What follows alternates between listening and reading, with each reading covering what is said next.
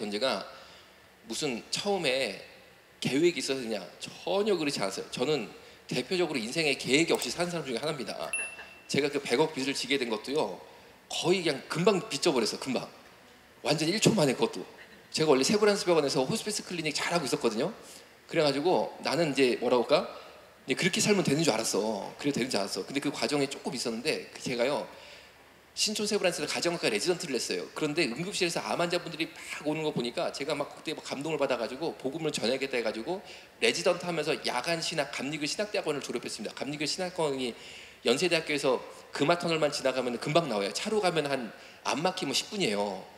그래가지고 야간으로 거기를 가가지고 정말 전공하면서 밤에 신학을 하려니까 제가 죽을 고생을 했어요. 그렇게 고생을 한 다음에 목사 안수를 받았습니다. 목사 안수를 독립교단에서 받았어요. 독립교단 딱 받아가지고, 그래가지고 신촌세브란에 이번에 전문의로 이제 취직이 된 거예요. 호스피스 클리닉으로 취직이 돼서 제가 이제 말기 암 환자는 복음을 전하고 막 있게 됐거든요.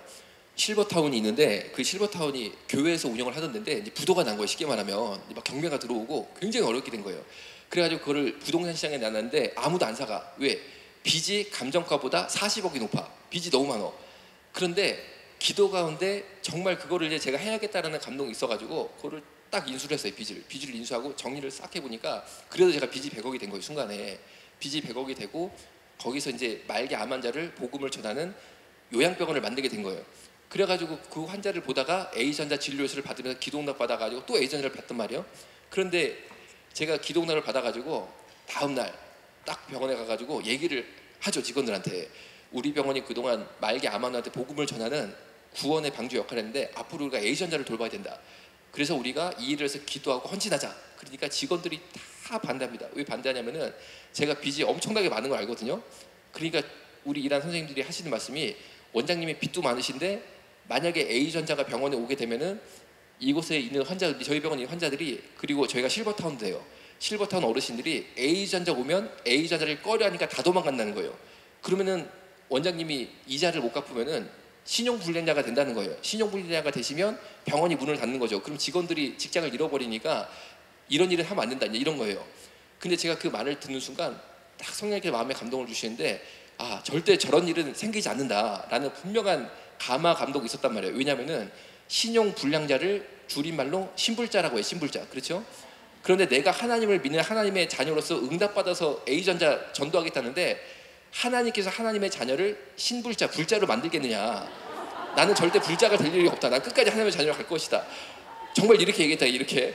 나는 불자가 될 일이 없다. 걱정하지 마라. 하는데 이게 놀랍게도 성령님이 역사하시니까 직원들이 그 말을 듣더니 약간 뇌가 혼란이 왔나 봐. 그래가지고 다 하겠다는 거. 그거 들어보니까 맞는 거 같다는 거예요. 막. 그래가지고 제가 신용불량자가 됐겠어요? 안 됐겠어요? 안 돼가지고 내가 이렇게 잘 살고 있고, 여러분 여기도 다 무료고, 그렇잖아? 이 돈을 누가 되겠어? 내가 되지? 저녁밥도 누가 사겠어? 내가 사지? 다 걱정할 게 없어. 그러니까요, 하나님 믿고 밀고 나가니까 다 해결해 주시고, 그런데 제가 카드를 긁어도 지나고 나면요 또 막 섬기는 분들이 생겨가지고 다 메꿔주시더라고. 그러니까 난 걱정할 게 없어. 난 카드만 긁으면은 메꾸는 거는 하나님 다 역사하셔. 그러니까 난 긁기만 하면 되니까 난 아무거나 걱정할 게 없더라고. 내 카드가 저 가방 속에 있는데 한도도 2천만 원이야. 2천만 원 막 긁어도 하나님이 다 채워주시니까 난 걱정할 게 없은 거야. 그러니까 여러분들 걱정하지 마시고, 저녁밥 하기 귀찮은 사람도 남어. 꼭 애프터가 아니라도 나는 밥하기 귀찮다 하는 사람도 남어. 그래 드시고 가.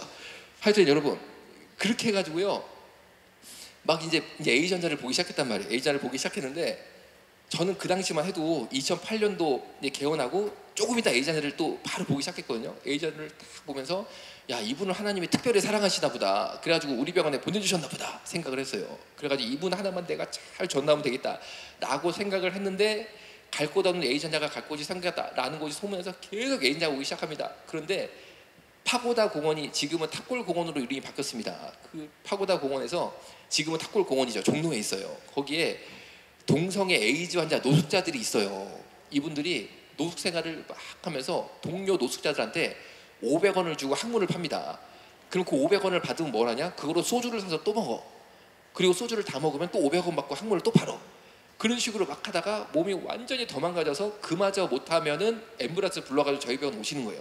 그럼 저희가 그분들을 다 이제 돌아갈 때까지 진료를 하시고 이제 그렇게 된 거죠. 그래가지고 그분들이 돌아가실 때는요 피눈물을 흘리면서 제발 젊은 사람들한테 동성애 막 안 된다라는 것을 전해달라고 유언을 꼭 남기고 돌아가십니다. 그러면 제가 그런 유언을 숱하게 들은 사람으로서 동성애를 타견이 반대할 수밖에 없는 거죠. 이 제 심장 자체가 막 이게 막 여기서 벌렁벌렁 뛰는 거죠. 그 사람들의 그 유언이 여기 들어가지고 벌렁벌렁 뛴다니까요. 그런데 이렇게 해가지고 제가 10년이 넘는 세월 동안 그 A전자를 보면서 이게 막 생겼단 말이에요. 이 안에 뭐가 하트가 생겼단 하트가. 그런데요, 지금 돌이켜서 보니까 정말 하나님께서는 2008년도 9년도 벌써 12년 전이네요. 그때 벌써 10년 후를 보시는 거예요. 하나님께서는 한국 교회에 엄청난 동성애 쓰나미가 올 것을 미리 아시는 하나님께서 저처럼 부족한 사람을 예비하셨다고 저는 생각해요. 그래가지고요, 제가 그거를 팍 하다가 제가 어쩌다 강의 한 번을 딱 20분짜리를 했어요. 동성애 문제를 얘기해달라고 해가지고 정말 20분짜리 사람도 많이 안 왔습니다. 한 20분 정도 얘기를 했는데 그거를 듣고 사람들이 충격을 받아가지고 자기가 교회를 다녔는데 우리 교회 좀 와달라 해가지고 가고, 그 강의가 또 연기도 되고 또 연기되고 또 연기되고 해가지고 계속 이렇게 강연을 하게 된 거예요.